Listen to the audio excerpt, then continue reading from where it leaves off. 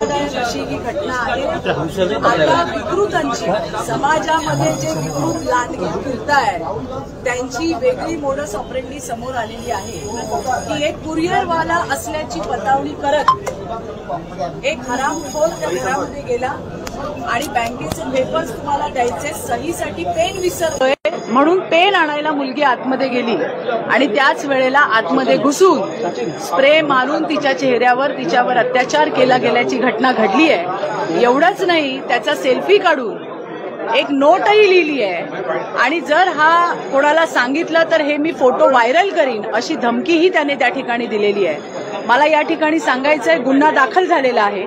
Forensic team सुद्धा जागेवरती पोहोचलेली आहे। या हरामखोराला पकडण्यासाठी पोलिसांच्या टीम सुद्धा रवाना झालेल्या आहेत आणि त्यामुळे येणाऱ्या काही तासात किंवा फार फार उद्यापर्यंत 1-2 दिवसामध्ये हा आरोपी नक्की पकडला जाईल।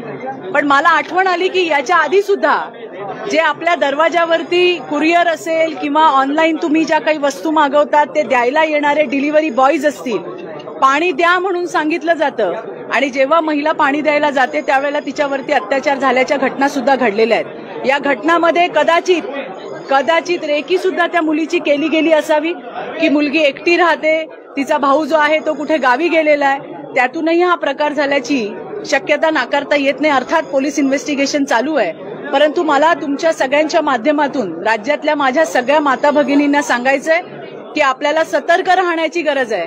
कुणीही दरवाजावरती आला, अनोळखी माणूस, मग तो ऑनलाईन वस्तू डिलिव्हर करायला येऊ दे, कुरिअरवाला येऊ दे किंवा आणखीन कोणी येऊ दे, दरवाजा बंद करूनच आपण त्याच्याशी बोललं पाहिजे। आणि अशा पद्धतीने पाणी मागताना, म्हणजे आता पाणी मागितलं तर कुणी नाही म्हणत नाही, पण जे पाणी द्यायला गेले त्यांच्यावरती सुद्धा अत्याचार झालेल्याच्या घटना आपल्याला विसरता येणार नाहीत आणि त्यामुळे आपल्याला सतर्क राहिलं पाहिजे हे मी नक्की सांगेन।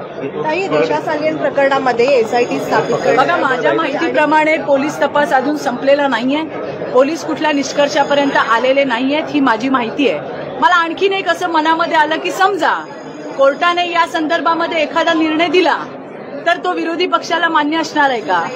कारण निवडणुकीच्या वेळेला मतदान वाढलं म्हणून खोटी याचिका केली, कोर्टाने ती नाकारली आणि त्याचा विरोधकांनी सांगितलं आम्हाला कोर्टावर विश्वास नाही। त्यामुळे याच्यामध्ये जर समजा एखादा निर्णय आला तर तो त्यांना मान्य असणार आहे का याची स्पष्टता सुद्धा त्यांनी द्यायला पाहिजे, कारण एकाच ठिकाणी विश्वास आणि अविश्वास या दोन्ही गोष्टी चालत नाही। थँक्यू। अशी ही घटना आहे। आता विकृतांची